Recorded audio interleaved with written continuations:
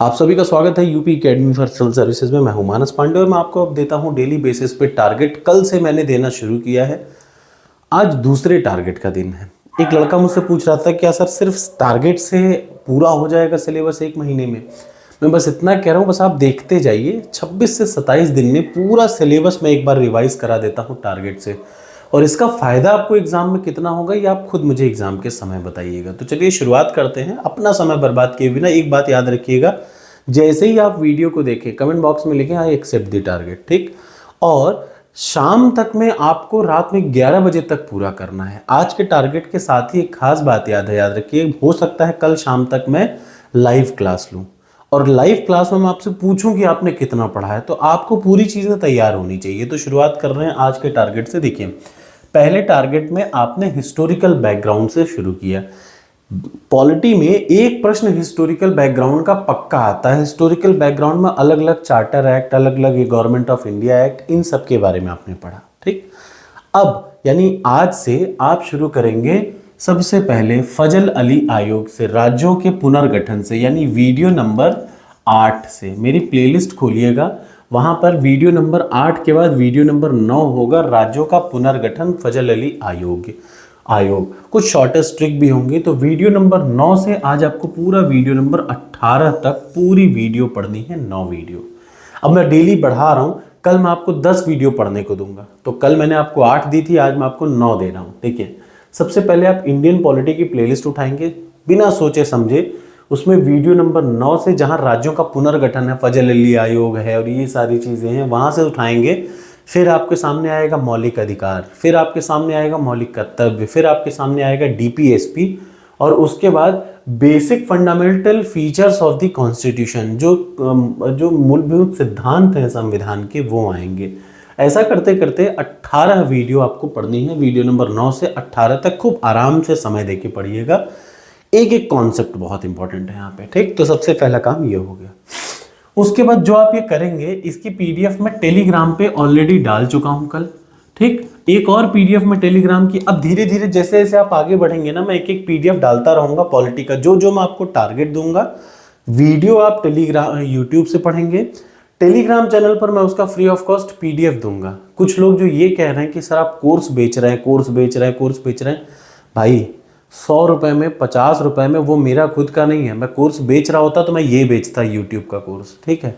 और इस कोर्स के लिए विश्वास मानिए, यहाँ लोग 40-40, 50-50, 1-1 हज़ार कोचिंग वाले लेते हैं, 1-1 लाख रुपए लेते हैं। तो बोलने से पहले 100 बार सोचा करिए, ये कोर्स बेच रहा हूँ मैं, ऐसी बातें करते हैं आप लोग भी। पूरा यूट्यूब फ्री है। अभी इस बार भी के साथ 2025 का प्रीलिम्स और मेंस पढ़ाने जाऊंगा, वो भी पूरा फ्री है।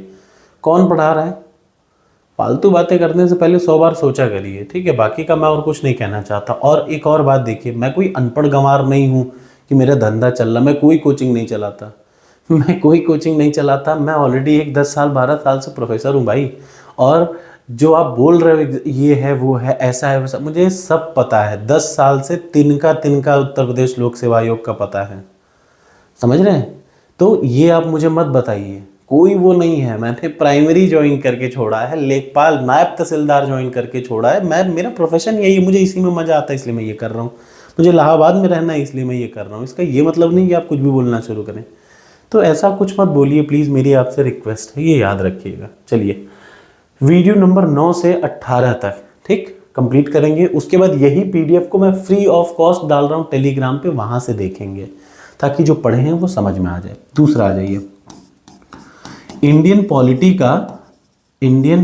का 30 सालों के प्रश्नों की पीडीएफ मैंने कल ही आपको टेलीग्राम चैनल पर डाल रखी है। वहाँ पे प्रश्न नंबर 250 से शुरू करेंगे और 500 प्रश्न तक पूरा पढ़ेंगे। एक एक टारगेट कोई स्किप नहीं करेगा, याद रखिएगा। अगर आप मुझे फॉलो कर रहे हैं तो एक भी टारगेट स्किप मत करिएगा, आपको इसका फायदा एग्जाम में दिखेगा। तो सबसे पहले वीडियो नंबर 9 से 18 तक पढ़िए।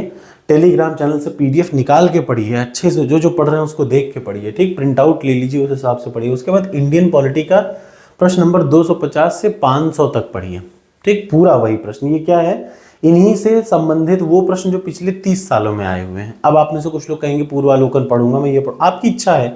कम समय में पढ़ना हो तो जो पीडीएफ मैंने दी है वो पढ़ लीजिए। आपको ज़्यादा टाइम देना हो तो आप पूर्वालोकन से पढ़ सकते हैं।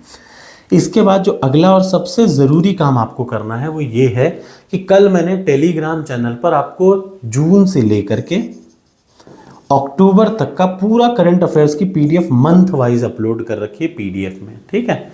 तो आज आपको क्या करना है, इसमें से जो अक्टूबर वाला है, अक्टूबर का शुरू से 120 प्रश्न आपको पढ़ना है, याद रखिए शुरू से 120 प्रश्न आपको रिवाइज करना है, ठीक। तो यहां तक अभी पढ़ना है आपको। कल मैंने करंट अफेयर्स का आपको 5 महीने का करंट अफेयर्स पीडीएफ डाला है टेलीग्राम पे, वहां से आप निकालिए और 120 प्रश्न अक्टूबर 2024 का पढ़िए, यानी सबसे लेटेस्ट, ठीक। उसको अच्छे से पढ़ डालिए, 120 प्रश्न पढ़ लीजिए। और जब आप इतना कर लेंगे तो फिर आपको 2 चीज़ करनी है, ठीक। 2 चीज़ करनी है। जिस चीज़ को आप कोर्स बोल रहे हैं वो एक्चुअली टेस्ट सीरीज है। उस टेस्ट सीरीज के बिना आप पास नहीं हो पाएंगे, समझ रहे हैं। और वो टेस्ट सीरीज मैं फ्री में बना भी नहीं सकता, एप्लीकेशन किसी और का, उसको यूज़ मैं कर रहा हूँ। 2-3 लोग लगे हैं, आप ही जैसे लोग उसको बनाते हैं, आप ही में से कुछ लोग। तो प्लीज़ इस तरीके की बातें करके चोट पहुंचाने वाला मत बात करिए आप लोग भी। मैं बस इतना चाहता हूं कि एग्ज़ाम दिसंबर में हो। दिसंबर से शिफ्ट हुआ तो जनवरी, फरवरी, मार्च तो यहाँ पे कुंभ महीना ही, कुंभ महाकुंभ भी चलेगा। और अप्रैल तक अगर होगा 2000, अगर ये शिफ्ट होता है, अब ये देखिए, ये बोलना ही बेवकूफ़ी है एकदम। आज 20 से 25 दिन बचा है यूपीपीसीएस के एग्ज़ाम को। आपको लगता है कि गवर्नमेंट जो आयोग है वो 2 शिफ्ट से हटा के 1 शिफ्ट कर देगी और उसकी सारी तैयारी कर लेगी? असंभव, नहीं होगा। अगर आपने ज़्यादा जिद करी तो वो 1 शिफ्ट में करने के चक्कर में अप्रैल में चला जाएगा एग्ज़ाम। अप्रैल में एग्ज़ाम जाने का मतलब 2025 का जो प्रीलिम्स होगा वो सितंबर में होगा, यानी जो लोग उसके लिए एलिजिबल हैं वो सब ओवर एज हो चुके होंगे। तो थोड़ा सा दिमाग का यूज़ करिए। गवर्नमेंट वैसे ही बहुत बदमाश है, कोई गवर्नमेंट नौकरी नहीं देना चाहती। आप उस पर और उसको मौका दे रहे हैं बार बार ये सब करके। कृपया करके जो वो कर रही है करने दीजिए। नौकरी देखिए, 1 साल से कोई एग्ज़ाम नहीं हुआ है, इस चक्कर में आप 1 साल और एग्ज़ाम नहीं होने देंगे, ये मैं आपको जरूर गारंटी दे रहा हूँ। अगर आपने इसी तरीके से जिद बनाए रखी तो गवर्नमेंट तो चाह ही यही रही है, तुम ऐसे ही तमाशा करो। गवर्नमेंट यही चाह रही है, जो अपोजिट पार्टी है वो भी यही चाह रही है कि एग्ज़ाम ना हो, लोग अपोजिट हो जाएं। तो भाई आप लोग प्लीज़, मैं किसी को वो नहीं कर रहा हूँ।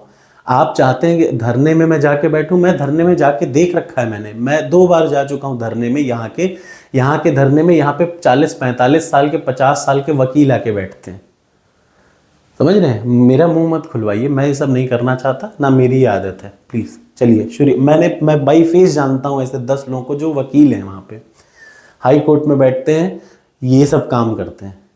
10 लोगों को बाई फेस, और वो भी अगर मुझे जानते होंगे तो बहुत बढ़िया से जानते होंगे। तो मुझे मत बताइए, मेरा घर यहीं पे है।